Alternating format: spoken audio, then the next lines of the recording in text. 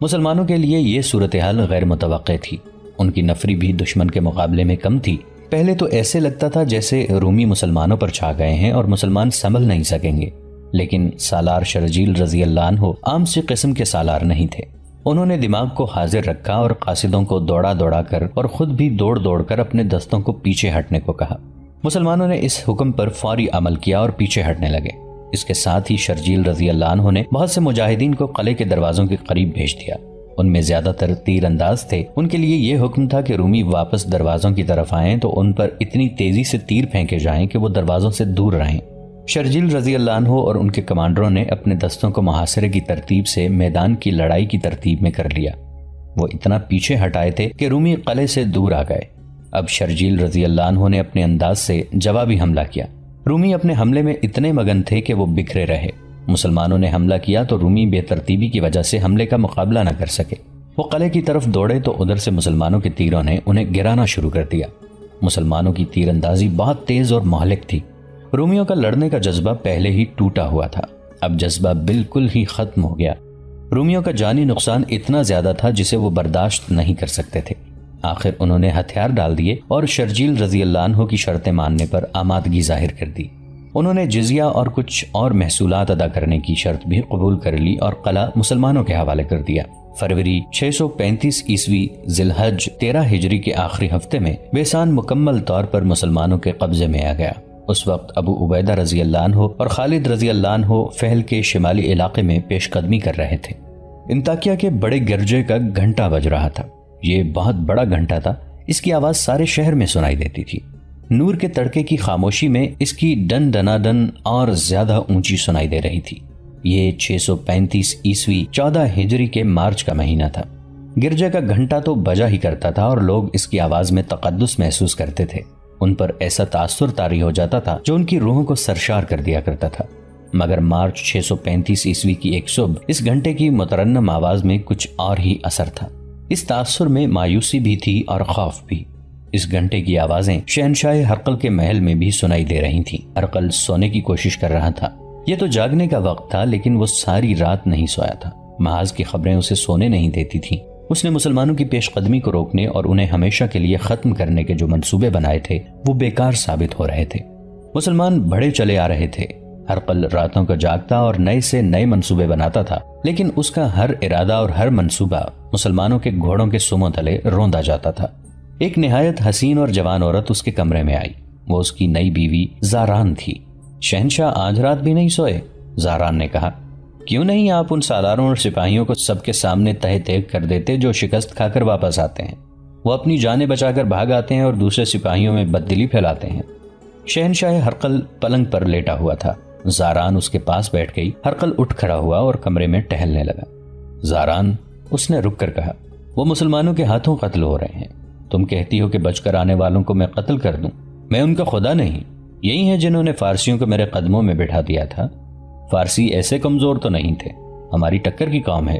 مسلمانوں نے انہیں بھی ہر میدان میں شکست دی ہے، اب وہ ہمیں بھی شکست دیتے چلے آ رہے ہیں۔ میں مسلمانوں کی قدر کرتا ہوں۔ اگر ہمارے سالاروں نے ہتھیار ڈالے ہیں تو اس کا مطلب یہ نہیں کہ وہ کمزور ہیں، بلکہ مسلمان زیادہ طاقتور ہیں۔ ان کے سالاروں میں عقل زیادہ ہے۔ تو کیا شہنشاہ مایوس ہو گئے ہیں؟ زاران نے پوچھا۔ نہیں، ہرقل نے کہا، یہ مایوسی نہیں، ایک جنگجو کی تعریف کر رہا ہے۔ مسلمان اوچھے دشمن نہیں، اگر وہ مجھ سے ہتھیار ڈلوا دیں گے تو تم میرے پاس ہی رہو گی، وہ تمہیں مجھ سے چھینیں گے نہیں۔ زاران اس کا دل بہلانے آئی تھی، اس کے کھچے تنے اعصاب کو سہلانے آئی تھی۔ وہ ہرقل کی چہیتی بیوی تھی، وہ ہرقل کو بہلانا جانتی تھی، لیکن ہرقل نے اسے زیادہ توجہ نہ دی۔ گرجے کا گھنٹا بج رہا تھا۔ لوگ گرجے کو جا رہے ہیں، زاران نے کہا۔ سب آپ کی فتح کے لیے دعائیں کریں گے۔ ہرقل نے زاران کو کنکھیوں سے دیکھا جیسے اس عورت نے اس پر طنز کی ہو۔ ہرقل نے زاران کی بات کو بھونڈا سا مذاق سمجھ کر نظر انداز کر دیا۔ صرف دعائیں شکست کو فتح میں نہیں بدل سکتی زاران، ہرقل نے کہا۔ جاؤ، مجھے کچھ سوچنے دو، ابھی مجھے تمہاری ضرورت نہیں۔ شہنشاہ ہرقل کو اطلاع مل چکی تھی کہ اس کے سالار سقلار نے مسلمانوں کا راستہ روکنے اور انہیں بھنسانے کے لیے جو دلدل پھیلائی تھی، اسی دلدل میں اس کے اپنے سپاہیوں کی لاشیں پڑی ہیں، اور فہل کے مقام پر سقلار مسلمانوں کے ہاتھوں مارا گیا اور بیسان پر بھی مسلمانوں کا قبضہ ہو گیا ہے۔ ہرقل کا یہ منصوبہ تباہ ہو چکا تھا کہ وہ دمشق پر حملہ نہیں کرے گا، نہ اس کا محاصرہ کرے گا، بلکہ اپنی فوج کو دمشق سے دور رکھ کر دمشق کو جانے والے راستے بند کر دے گا، پھر مسلمانوں کو بکھیر کر لڑائے گا۔ مگر مسلمانوں نے اس کے منصوبے کی پہلی ہی کڑی کو فعل کے مقام پر توڑ دیا تھا۔ روم کا شہنشاہ ہرقل ہمت ہارنے والا آدمی نہیں تھا۔ اس کی زندگی جنگ و جدل میں گزری تھی۔ خدا نے اسے ایسی عقل دی تھی جس سے اس نے بڑے خطرناک حالات کا رخ اپنے حق میں موڑ لیا تھا۔ اسے روم کی شہنشاہی 610 عیسوی میں ملی تھی۔ اس وقت روم کی سلطنت میں شمالی افریقہ کا کچھ حصہ یونان اور کچھ حصہ ترکی کا شامل تھا۔ روم کی شہنشاہی تو اس سے کہیں زیادہ وسیع و عریض تھی، لیکن ہرقل کو جب اس کا تخت و تاج ملا اس وقت یہ شہنشاہی سکڑ چکی تھی اور زوال پذیر تھی۔ ہرقل نے اپنے دور حکومت کے 20 سال دشمنوں کے خلاف لڑتے اور محلاتی سازشوں کو دباتے گزار دیے تھے۔ اس کی شہنشاہی کے دشمن معمولی سی قومیں نہیں تھیں۔ ایک طرف فارس کی شہنشاہی تھی، دوسری طرف بربر تھے جو بڑے ظالم اور جابر جنگجو تھے۔ ان کے علاوہ ترک تھے جن کی جنگی طاقت اور مہارت مسلمہ تھی۔ یہ ہرقل کی غیر معمولی انتظامی فہم و فراست اور عسکری قیادت کی مہارت تھی کہ اس نے ان تینوں دشمنوں کو شکست دے کر روم کی شہنشاہی کو شام اور فلسطین تک پہنچایا اور مستحکم کیا تھا۔ اتنے طاقتور دشمنوں کے خلاف متواتر مارکا آرا رہنے سے ہرقل کی فوج تجربہ کار اور منظم ہو گئی تھی۔ منظم بھی ایسی کہ پسپا ہوتے وقت بھی تنظیم کو برقرار رکھتی تھی۔ ہرقل کی فوج میں صرف رومی ہی نہیں تھے، کئی اور اقوام کے لوگ اس فوج میں شامل تھے۔ شام اور فلسطین کے عیسائی بھی تھے۔ ان عیسائیوں پر اسے کلی طور پر بھروسہ نہیں تھا۔ ان کے متعلق ہرقل کی رائے یہ تھی کہ یہ لوگ مال غنیمت کے لیے لڑتے ہیں اور جہاں دشمن کا دباؤ زیادہ ہو جاتا ہے یہ بھاگ اڑتے ہیں۔ مسلمانوں کو وہ عرب کے بدو کہا کرتا تھا۔ اس نے مسلمانوں کو لٹیرے بھی کہا تھا، لیکن اس نے جلدی ہی یہ تسلیم کر لیا تھا کہ اب اس کا مقابلہ ایسے دشمن کے ساتھ ہے جو اس سے زیادہ عسکری فہم و فراست کا مالک ہے اور اس کے سامنے ایک مقصد ہے۔ ہرقل مسلمانوں کے مقصد کو قبول نہیں کر سکتا تھا۔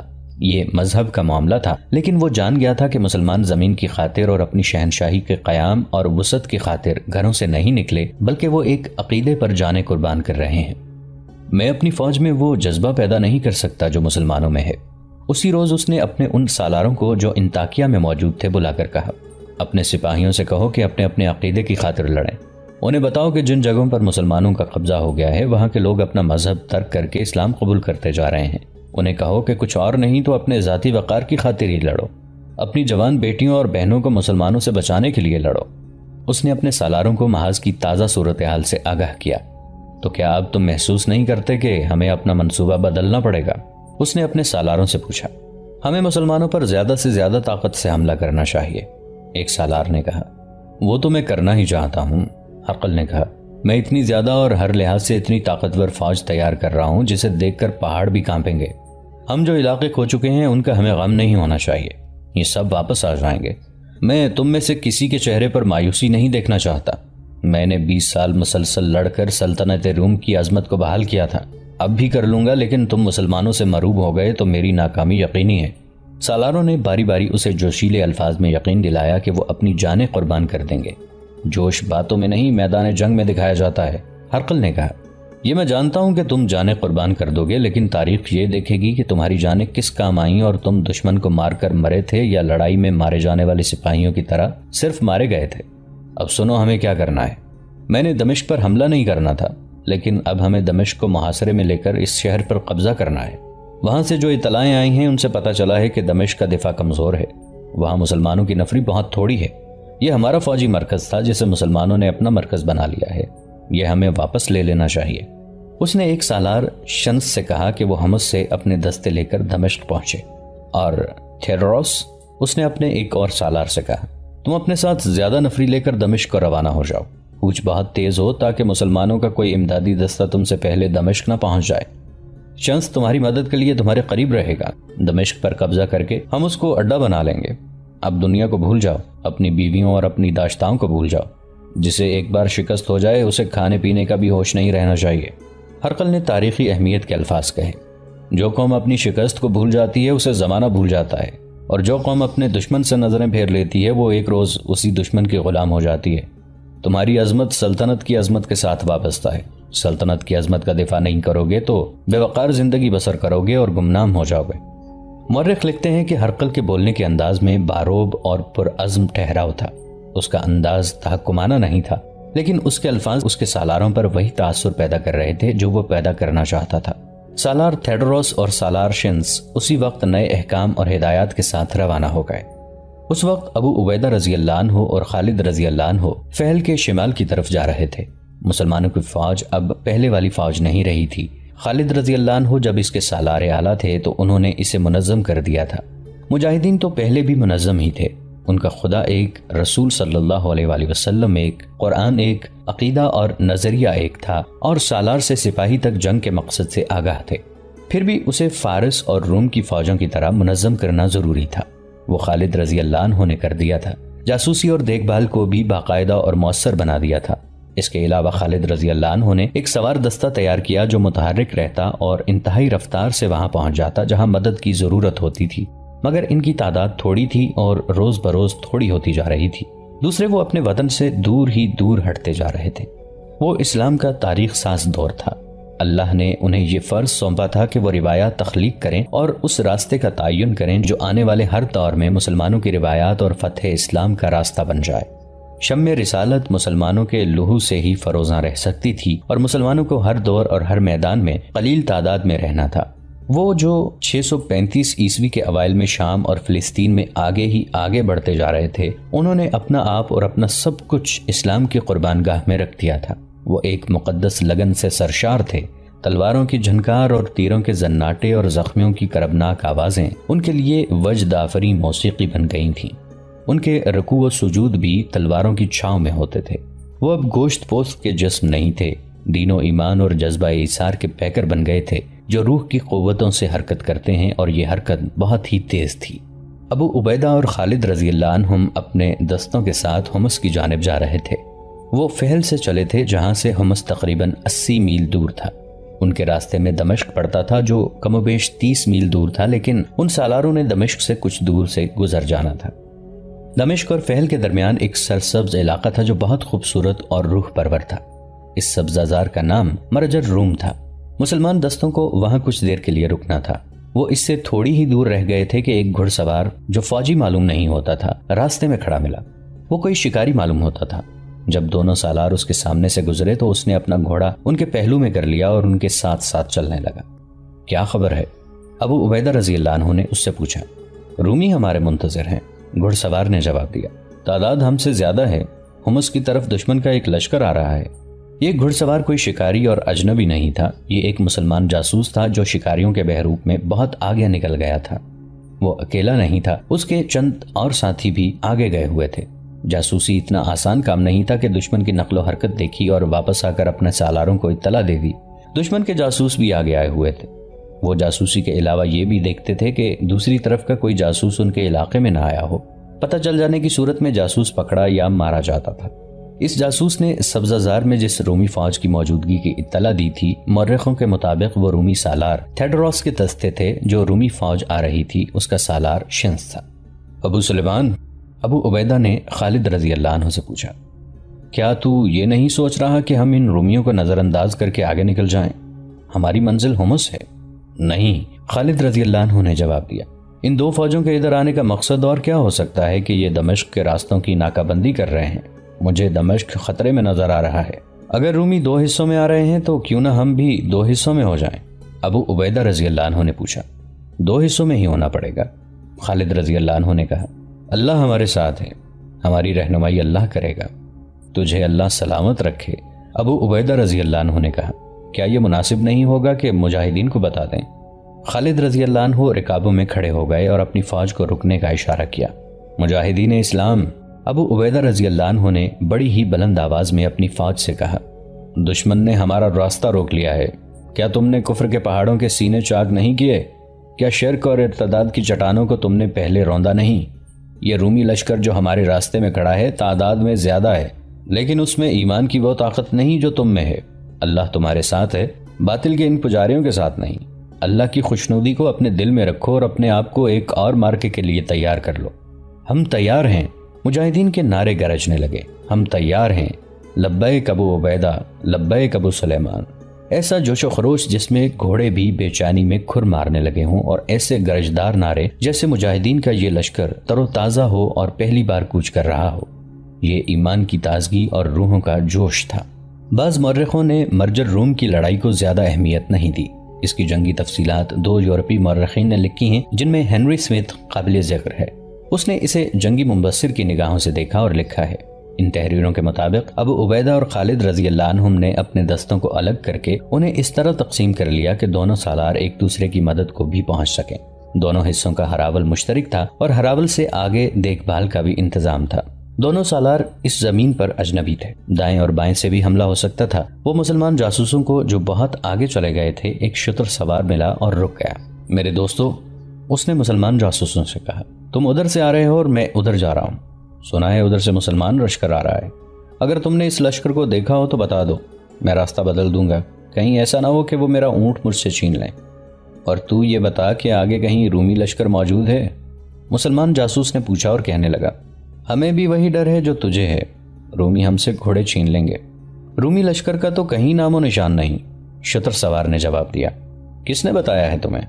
مرجر روم سے آنے والوں نے، ایک مسلمان جاسوس نے جواب دیا۔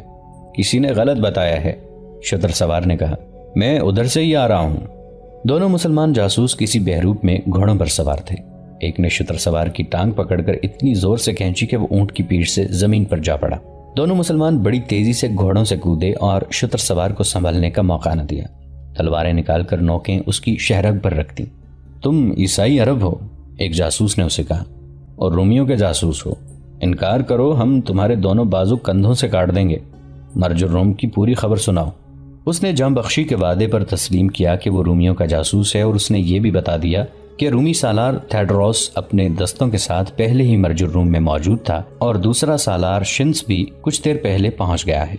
اس رومی جاسوس کو پکڑ کر پیچھے لے گئے اور اسے سالار ابو عبیدہ اور سالار خالد رضی اللہ عنہم کے حوالے کر دیا۔